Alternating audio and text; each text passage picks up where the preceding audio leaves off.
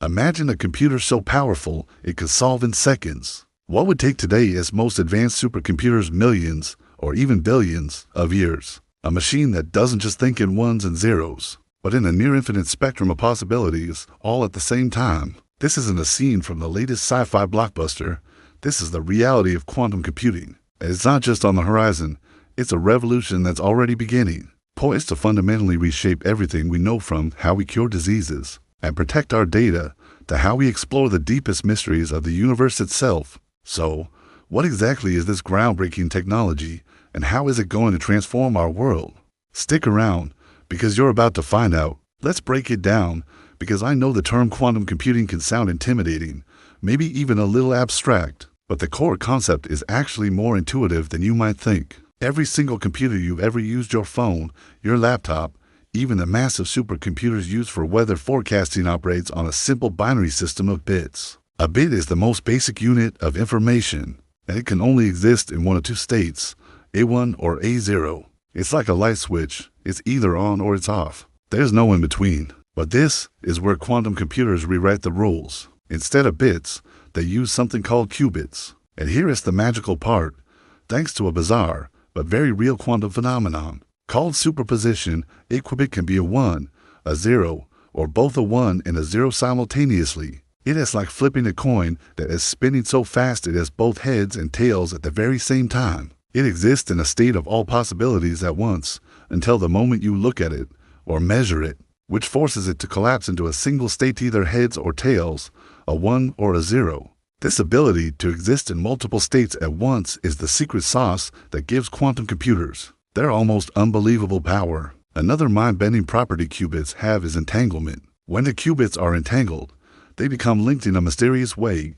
The state of one instantly affects the other, no matter how far apart they are. Einstein famously called this spooky action at a distance. It's like having two of those spinning coins, and the instant one lands on heads, you know the other, even if it's on the other side of the universe, has landed on tails. This interconnectedness allows quantum computers to perform incredibly complex calculations in a way that classical computers simply can't. So, why is this ability to be in multiple states at once such a game changer? It all comes down to exponential growth. If one qubit can hold the possibilities 1 and 0, then two qubits can hold for possibilities 0, 0, 0, 1, 1, 0, and 1, 1. 3 qubits can hold 8 possibilities, 4 can hold 16, and so on. The power doubles with every single qubit you add. This creates an explosive, exponential increase in processing capability. Let's put this into perspective. A classical computer with 300 bits can process a huge number of combinations, but it has to do it one after the other. A quantum computer with just 300 qubits, thanks to superposition and entanglement, could represent and process more values simultaneously than there are atoms in the entire observable universe. It's not just a step up, it's a completely different league. The difference isn't like upgrading from a bicycle to a sports car. It is more like upgrading from a bicycle to a spaceship capable of traveling faster than the speed of light. This isn't just about doing things faster. It's about doing things that were previously considered impossible, unlocking problems that would take a classical computer longer than the age of the universe to solve. That's the mind-boggling scale of the power we're talking about. This isn't just theoretical anymore. Tech giants and scientific institutions across the globe are in a fierce race to unlock this monumental power. Companies like Google, IBM, Microsoft, and Intel, along with countless startups and university labs, are pouring billions of dollars into building functional quantum processors. In 2019, Google made a landmark announcement, claiming its Sycamore quantum computer had achieved quantum supremacy. They reported that it performed a specific calculation in just 200 seconds, a task that they estimated would have taken the world's most powerful classical supercomputer, IBM Summit, around 10,000 years to complete. While there's some debate around the exact numbers, the message was clear: the quantum era had arrived, and the potential applications are staggering. In medicine, quantum computers could simulate molecules and protein folding with perfect accuracy. This would allow us to design revolutionary new drugs and personalized medicines, understanding diseases like Alzheimer's or cancer at a fundamental level, and developing cures far more rapidly than we can today. Imagine testing a new drug's effectiveness on a virtual molecule before it ever reaches a human trial. In finance, Quantum algorithms could analyze impossibly complex market data, creating predictive models with an accuracy we can't even fathom, transforming investment strategies and risk management.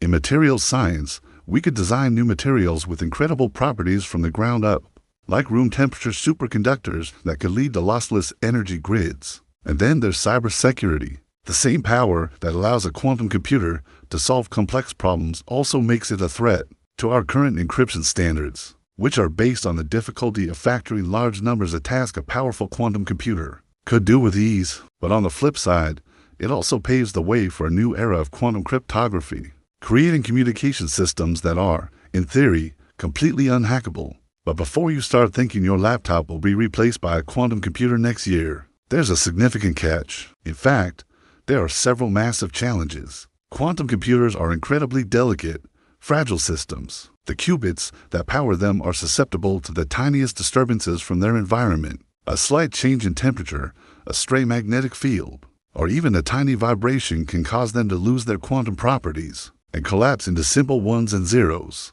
This process is called quantum decoherence. To combat this, current quantum computers have to be kept in highly controlled, isolated environments. They are housed in massive, chandelier-like refrigerators that cool the quantum chips to temperatures near absolute zero.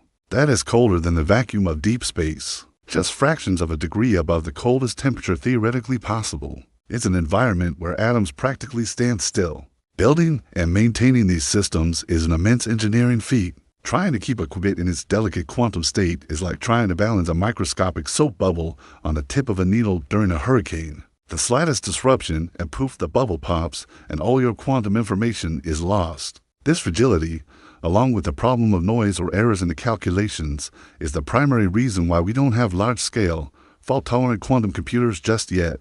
Scientists and engineers are working tirelessly to develop better error correction techniques and more stable qubit designs, but it's a long and challenging road. Despite these immense challenges, the progress in the field of quantum computing is accelerating at a breathtaking pace. What was pure theory a few decades ago is now being built in labs around the world.